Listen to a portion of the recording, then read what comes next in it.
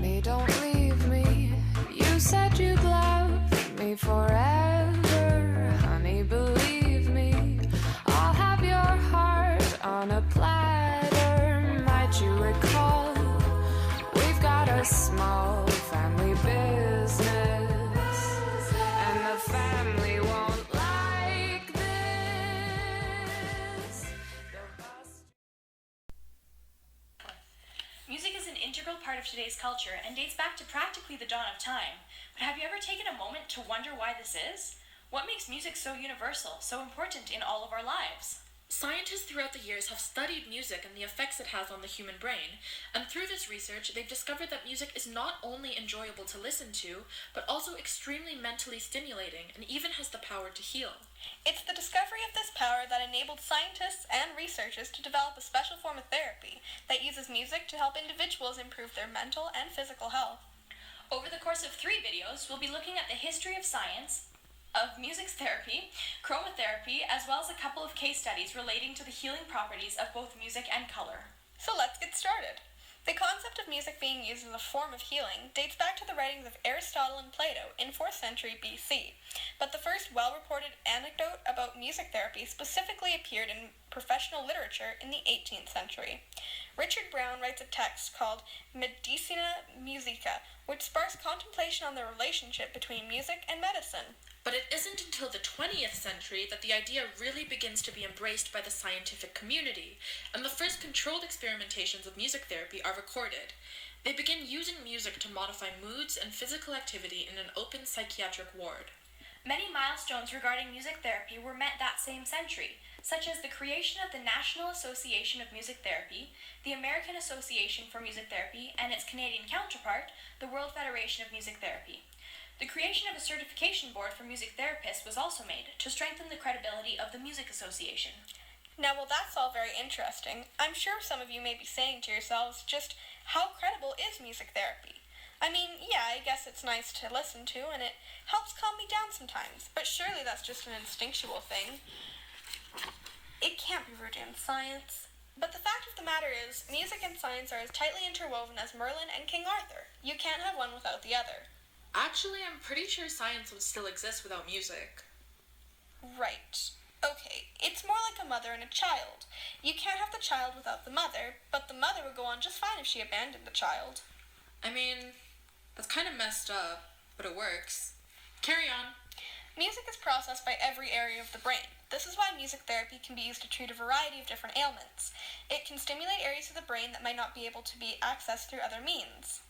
As well, music enhances and optimizes the performance of motor, cognitive, and speech-language skills, along with social, emotional, and sensory skills, which means therapy is able to be performed better and more efficiently. Let's start with motor skills. These skills are processed in the frontal lobe of the brain, as well as the cerebellum and basal ganglia.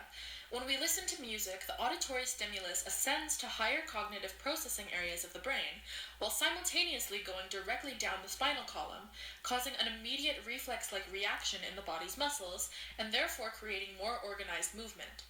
Rhythm and movement are connected in the sense that rhythm can be used as an external timekeeper to organize, coordinate, and improve movement.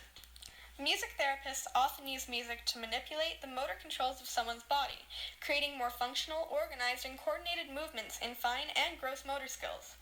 This can help individuals with neuromuscular disorders, as well as anyone that may be experiencing physical trauma, as it can be used as a relaxant to alter the perception of pain, as well as a way to rehabilitate them by facilitating instinctive muscular movement. Cognitive skills are processed by the frontal lobe and the hippocampus of the limbic system. The brain responds to every element of music, such as rhythm, tempo, melody, harmony, and so on. Rhythm is particularly stimulating for the brain and helps it to organize, as we mentioned previously. Auditory stimulus from music travels to the higher cognitive processing areas of the brain, optimizing and enhancing cognitive performance. Music helps cognitive function by creating an ideal learning environment, organizing information into smaller, easily digestible chunks, which are easier to retain, and thus making memorization easier. Research shows that music is often used as mnemonic devices for learning new concepts, as the melody and rhythm paired with the information makes it easier to remember, such as learning the alphabet with the ABC song.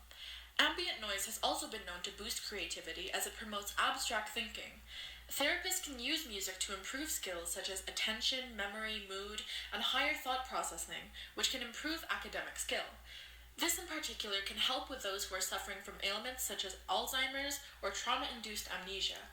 Next, we have speech and language skills, which are processed by Broca's area in the frontal lobe, Wernicke's area in the temporal lobe, and the angular gyrus in the parietal lobe, which are responsible for language production, comprehension, and processing, respectively. Speech and singing are closely related, and both function in proximity in the brain. Since speech naturally incorporates musical elements like meter, rhythm, and prosody, which are the patterns of rhythm and sound, all music serves is to enhance these functions, thereby facilitating improved communication skills. Music therapy can help those with little to no linguistic ability to communicate and express themselves, as well as develop verbal communication, speech, and language skills. Therapists can help someone with speech dysfunctions or delays to learn to speak through singing or non-verbally through music. Now, on to social and emotional behavior, of which I know very little. These skills are handled by the frontal lobe and the amygdala, which is a part of the limbic system. Music is seen as a largely emotional thing, and for good reason. Music is highly motivating and engaging due to the fact that it stimulates the emotional and reward centers of the brain. This means that it can act as a natural motivator and stimulator for appropriate social and emotional responses. Therapy can help clients reduce negative and or self-stimulatory responses, which increases socially appropriate participation. Often, individuals who take part in music therapy will learn how to play an instrument, as music facilitates various aspects of brain development. In fact, children who have had 3 or more years of musical instrument training perform better than those who didn't in auditory discrimination skills, vocabulary, fine motor skills, reasoning skills, and the understanding and analysis of visual information. Therapy also provides a non-threatening and structured environment, helping individuals to identify and appropriately express emotions. This can often help clients who are suffering from Asperger's and other forms of autism, post-traumatic stress disorder, and victims of abuse. Finally, we have our sensory skills. These are processed by every area of the brain, including all 4 lobes and the brainstem. Music provides concrete, multi-sensory stimulation involving auditory, visual, and tactile senses. Now, at first glance, you may not see how music can have any effect on senses, such as taste or touch. In all honesty, we thought the same thing. But it turns out that music does indeed affect every sense, for better or for worse. For example, take a look at this woman. How does she look to you? Most would perceive no expression or relaxation. Now, if we overlay music on top of this,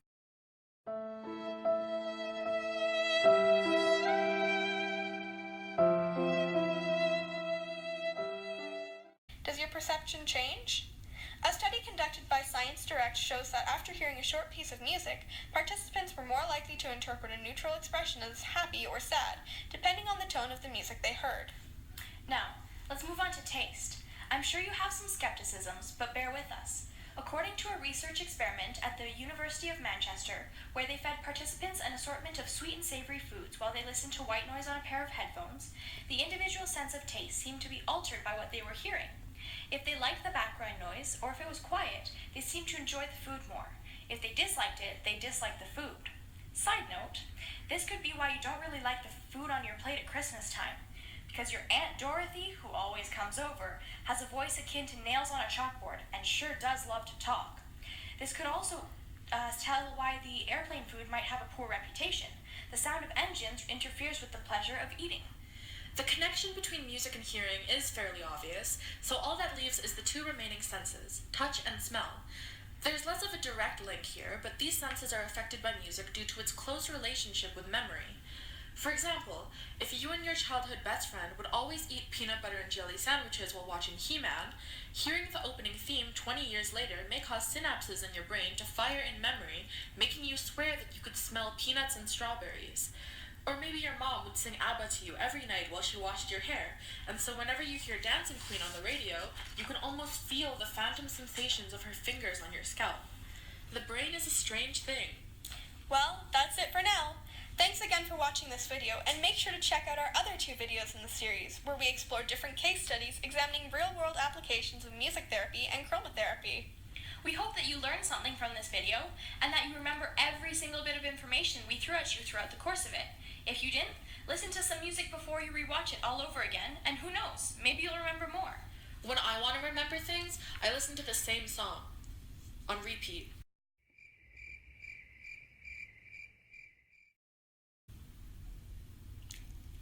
Thanks for your contribution, Kim. Anyways, this is Geneviève. Kim. And Megan.